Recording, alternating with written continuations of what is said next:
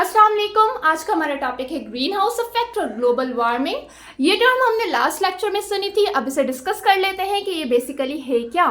अच्छा, पहले मुझे एक बात बताएं आप लोग, क्या आपने ये बात तो सुनी होगी कि हमारे पास टेक्नोलॉजी अब इतनी एडवांस हो गई है कि वो प्लांट्स और वेजिटेबल्स जो कि सिर्फ गर्मियों में ग्रो होते थे, अब हम उन्हें सर्दियों में भी ग्रो करवा सकते हैं। राइट, सुना तो होगा ही। अब मुझे आप बताएं कि क्या मेन रीज़न है कि वो प्लांट्स और वेजिटेबल्स जो कि गर्मियों में होते हैं वो सर्दियों में ग्रो नहीं हो पाते। मेन क्या डिफरेंस आता है, क्या जहन में आती है बात? तो सिंपल आप यही कहेंगे कि मैम क्योंकि गर्मियों में गर्मी होती है, सर्दियों में सर्दी होती है। तो बिल्कुल बेटा इसी तरह ही है, पर अगर इसे साइंटिफिकली समझे हम तो गर्मियों में हमारे पास टेम्परेचर क्या होता है, ज़्यादा होता है। वो प्लांट्स और वेजिटेबल्स जो कि ज़्यादा टेम्परेचर पे ग्रो करते हैं उनकी रिक्वायरमेंट होती है कि उन्हें टेम्परेचर ज़्यादा चाहिए होता है, तभी वो ग्रो कर सकते हैं, वरना वो ग्रो नहीं कर सकते। अब सर्दियों में क्या हो जाता है, हमारे पास टेम्परेचर कम हो जाता है, जिसकी वजह से वो प्लांट्स और वेजिटेबल्स सर्दियों में ग्रो नहीं होते। अब हमने क्या किया है कि हमने उनके लिए एक ऐसी जगह बनाई है, एक ऐसा हाउस बनाया है जहां पर उन्हें सर्दियों में भी वार्म एनवायरनमेंट मिलेगा, गर्म एनवायरनमेंट मिलेगा। ठीक है, हमने क्या किया है कि एक ऐसा हाउस बनाया है जिसकी जो वॉल्स हैं वो ग्लास की हैं।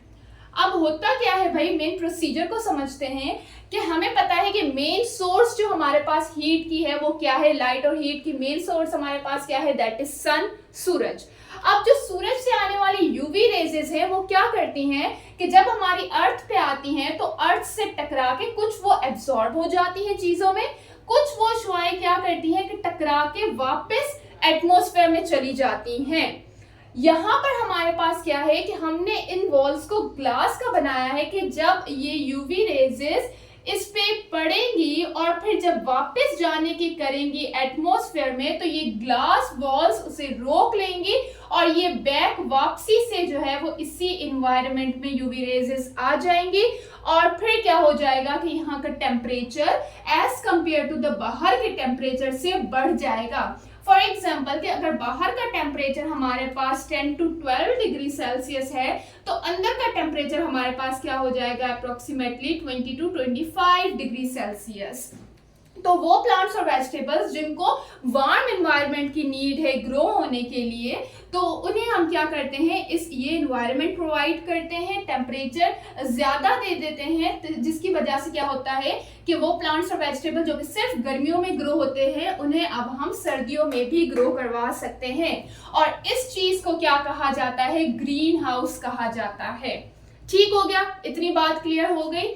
अब हम आ जाते हैं हमारे अर्थ के ग्रीन हाउस पे। ये तो सिंपल एक टेक्नोलॉजी है जो कि हमने बनाई है। अब मेन जो टॉपिक है उस पे आ जाते हैं कि ग्रीन हाउस हमारे अर्थ में क्या है। तो बेटा सिंपल यही सेम प्रोसीजर अगर हमारे अर्थ में देखा जाए तो सेम सन क्या होता है, वहां से यूवी रेजेस आती है अर्थ के पास और अर्थ से टकरा के वापस बैक चली जाती हैं। अब हमारे एटमॉस्फेयर में कुछ ऐसी गैसेस हैं जैसे कि carbon dioxide, methane, nitrous oxide, ozone. इनका क्या काम है कि जैसे ही ये यूवी रेजेस हमारी जमीन पे आती हैं और वापस जाने की करती हैं तो ये जो गैसेस हैं ये इन्हें ट्रैप कर लेती हैं और वापसी से अर्थ की तरफ भेज देती है, वापसी से हमारे एनवायरनमेंट में भेज देती हैं, जिसकी वजह से क्या होता है कि अर्थ का एनवायरनमेंट वार्म होता है, गर्म होता है और रहने के काबिल होता है।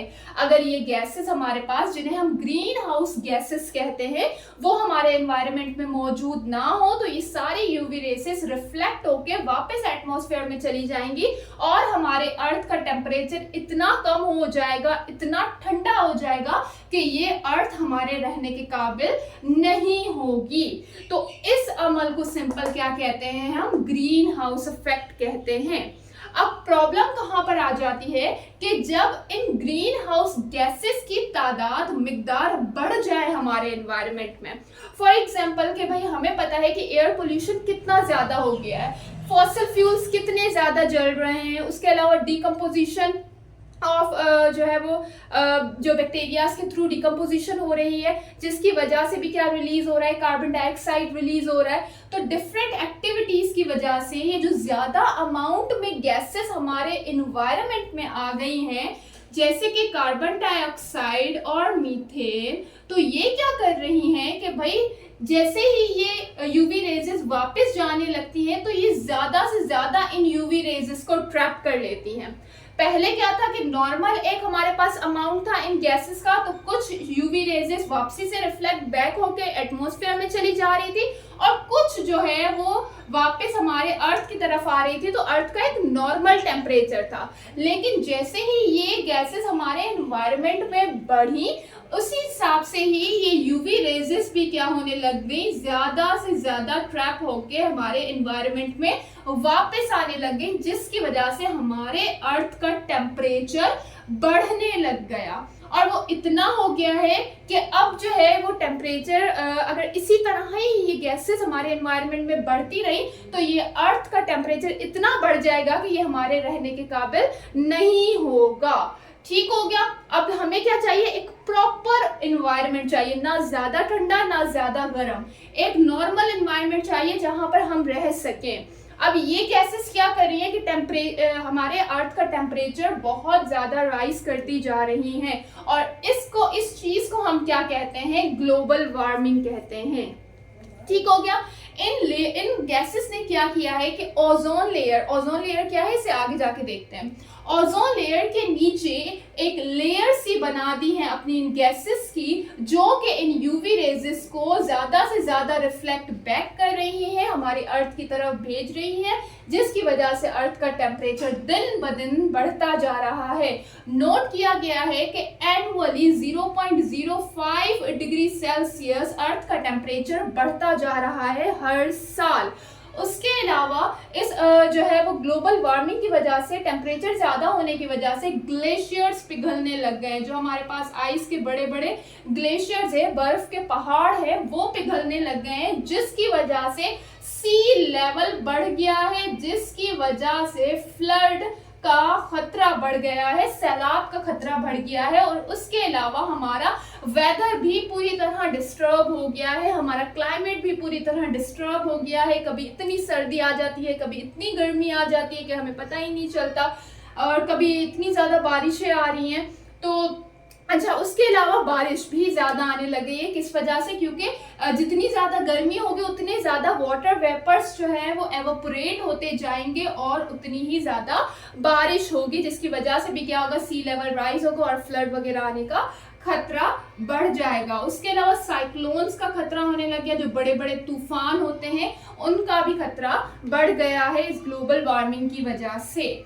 तो लाजमी है कि इन गैसेस का, एयर पोल्यूशन का कम होना लाजमी है, ताकि हमारे एनवायरनमेंट में एक बैलेंस जो है वो टेम्परेचर रह सके, जो कि हमारे रहने के काबिल हो। तो सिंपल इस चीज को क्या कहा जाता है, green house effect and global warming कहा जाता है। यहाँ पर जो मेन क्वेश्चन आता है वो आता है कि ग्रीन हाउस गैसेस कौन कौन सी हैं। तो मेनली कौन सी है, कार्बन डाइऑक्साइड और मीथेन, और फिर नाइट्रस ऑक्साइड, ओजोन और वाटर वेपर्स। ठीक हो गया। अक्सर आपने सुना होगा कि भाई कार्बन डाइऑक्साइड एक खतरनाक गैस है। तो कार्बन डाइऑक्साइड खतरनाक गैस नहीं है। जैसे हमारे एनवायरनमेंट में ऑक्सीजन जरूरी है, इसी तरह ही कार्बन डाइऑक्साइड भी बहुत जरूरी है, क्योंकि हमें पता है कि फोटोसिंथेसिस का अमल चल ही इसकी वजह से रहा है। और उसके अलावा जो ग्रीन हाउस में भी मेन गैस यही है, जो कि हमारे अर्थ के एनवायरनमेंट को रहने के काबिल बना रही है। लेकिन अगर इसका अमाउंट बढ़ जाता है, प्रॉब्लम तब आती है, तब हम इसे कहते हैं कि ये जो है वो हमारे एनवायरनमेंट में कम होनी चाहिए, वरना ये कार्बन डाइऑक्साइड हमारे पास खतरनाक गैस नहीं है। ये हमारे लिए उतनी ही इम्पोर्टेंट है जितनी ऑक्सीजन है। तो बस यही था इस टॉपिक के हवाले से। आई होप ये लेक्चर आपको समझ आ गया होगा। फिर भी कोई भी क्वेश्चन आप पूछ सकते हैं। Thank you. खुदा हाफिज़।